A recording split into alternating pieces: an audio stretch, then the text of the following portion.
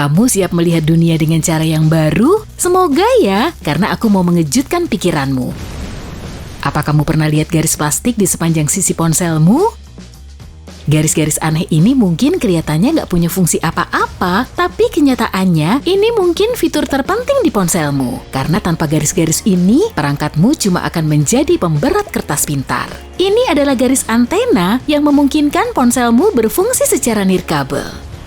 Gelombang elektromagnetik yang membawa sinyal telepon, Bluetooth, dan Wi-Fi nggak bisa menembus logam yang merupakan bahan pembentuk sebagian besar casing luar ponsel. Dan panel kaca di depannya juga memperlambat gelombang ini. Agak mirip penjaga keamanan di pintu yang melarang sebagian besar sinyal ini masuk atau keluar dari ponselmu. Hei, aku pernah ketemu satpam yang begitu. Oke, balik lagi. Artinya ponselmu nggak bisa menerima panggilan telepon, pesan teks, dan delivery tengah malam pas isi kulkasmu lagi kosong, cuma ada sebutir telur dan makanan yang tadinya mungkin lasanya. Potongan plastik kecil ini memungkinkan gelombang elektromagnetik yang sama datang dan pergi sesuka hati. Inilah sebabnya kamu bisa menelpon teman, memesan ojol, atau nge-push rank sampai jam 3 pagi. Besok bukannya harus bangun pagi.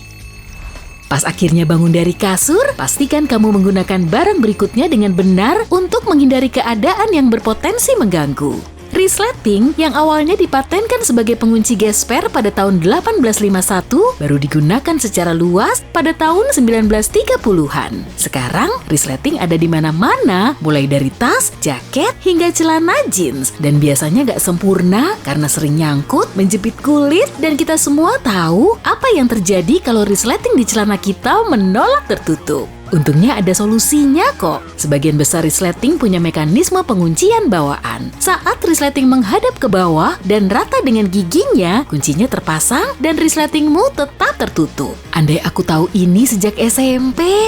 Bagaimana dengan paku keling logam yang ada di celana jeans? Fungsinya bukan desain aja loh. Ini dipasang untuk melindungi area yang paling sering mengalami tekanan seperti sudut saku dan pangkal resleting. Paku keling ini menahan kain celanamu meski meregang dan tertarik selama beraktivitas. Nah, selagi ngomongin pakaian, apa kamu pernah bertanya-tanya apa fungsi kantong kelima di bagian depan celana jeansmu? Pertama-tama, ini sebenarnya bukan kantong kelima. Awalnya, celana jeans dibuat dengan 4 saku, termasuk yang kecil di depan. Saku kelimanya sebenarnya yang ada di kiri belakang yang baru ditambahkan pada tahun 1901. Saku kecil ini punya peran penting sejak dulu. Koboi perlu menjaga keamanan arloji saku mereka saat sedang berkuda. Yiha! Saku itu menjaga keamanan arloji saku sekaligus mudah diakses. Kemudian karena sudah terlalu terbiasa, celana jeans jadi terlihat aneh tanpa saku ini. Peninggalan aneh lain dari masa lalu adalah jahitan V di bagian depan sejumlah kaos. Bagaimana kalau aku bilang ini adalah jahitan yang diperlukan untuk menyatukan seluruh kemeja? Eits, tapi bukan itu fungsi sebenarnya. Nih, aku kasih tahu ya. Pada tahun 1940-an silam, jahitan V ini sangat berguna. Pertama, jahitan ini awalnya dipakai untuk menambahkan sepetak kain bergaris yang melar ke baju agar bisa lebih mudah masuk ke kepala besar kita. Kedua, kaos ini didesain khusus untuk olahraga. Jadi, V ini memberikan sepotong kain tambahan untuk menyerap keringat yang menumpuk selama kamu bermain atau berlatih. Karena kain melar makin mudah diakses dan lebih baik dalam menyerap keringat, jahitan V ini kehilangan fungsi aslinya. Tapi seperti saku jeans, jahitan ini terus dipakai sebagai fitur dekoratif, pengingat akan nenek moyang berkepala besar kita yang sepertinya cuma berkeringat di bawah dagu. Tapi, mari lanjut. Kamu pasti jarang melihat orang berkeringat di sini, di lapangan golf. Kamu mungkin melihat beberapa keanehan busana, tapi keringat jarang ada kan? Golf ditemukan pada abad ke-16 di Skotlandia. Saat itu bolanya bulat sempurna dan halus, seiring waktu bola ini menjadi penyok karena pemakaian. Dan pada akhirnya, para pemain golf menemukan bahwa ketidaksempurnaan ini membantu bola terbang lebih jauh. Lesung pun ditambahkan dengan sengaja pada tahun 1900-an saat orang-orang mengetahui lesung ini mengurangi hambatan aerodinamis yang memperlambat bola halus. Dan lesung ini membuat bola lebih mudah dikendalikan. Tapi tidak semua bola golf diciptakan sama, jumlah lesungnya bisa berkisar antara 300 sampai 500 dan ada satu perusahaan yang memproduksi bola dengan lebih dari 1000 lesung kecil. Nggak kebanyakan ya?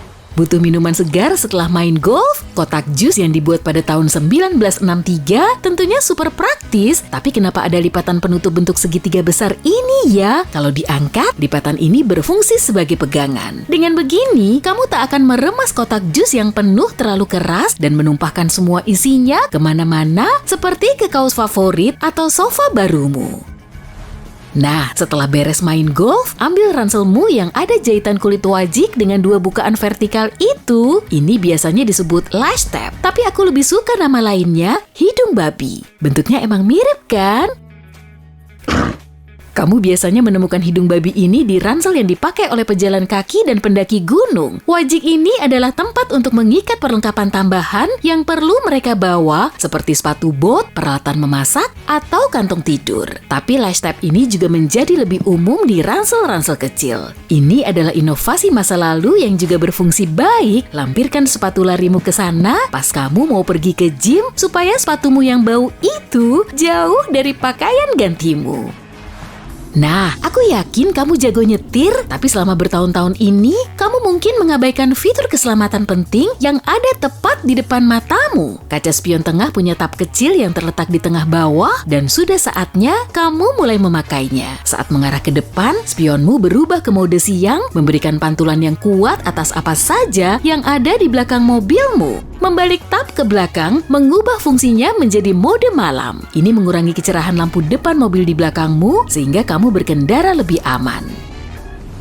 Butuh tips keren seputar mobil lagi? Kalau kamu meminjam mobil dari teman, menyewa, atau kamu tipe orang yang pelupa, mobil punya indikator berguna yang memberitahumu di sisi mana tangki bensinnya berada. Ada panah kecil di sebelah lambang pom bensin yang mengarah ke kiri atau ke kanan. Kemana panah menunjuk, di sanalah tangki bensinmu. Dan kamu nggak perlu membuang memori otak untuk mengingatnya.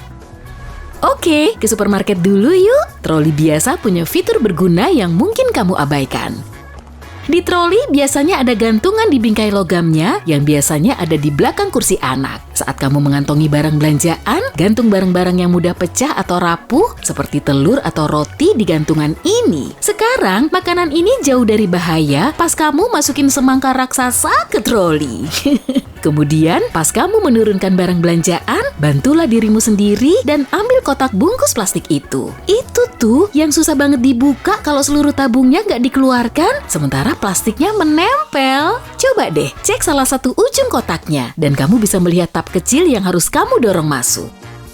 Ini membantumu menahan gulungan pada tempatnya agar kamu bisa dengan mudah menarik bungkus plastiknya keluar tanpa repot. Kotak aluminium foil juga punya tab ini ya.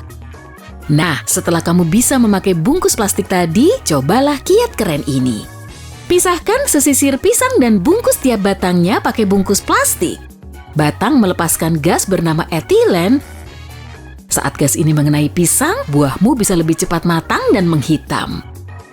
Kalau kamu membungkus batangnya, pisangmu akan bertahan lebih lama. Dan selagi kamu di dapur, sebaiknya kamu sekalian menghangatkan kopi pagi tadi dulu. Buang saja busa menjijikkan yang terbentuk di atasnya, jangan diminum ya. Lalu, saat kamu membuka microwave, kamu pasti melihat kaca di pintunya ditutupi jaring hitam yang aneh. Jaring ini dirancang untuk menghentikan radiasi melewati kaca. Seperti gelombang elektromagnetik yang kita bahas tadi, radiasi tidak bisa menembus logam. Jaring itu menyimpan semua gelombang ini dengan aman di dalam supaya kamu bisa memanaskan makanan. Makasih, sains!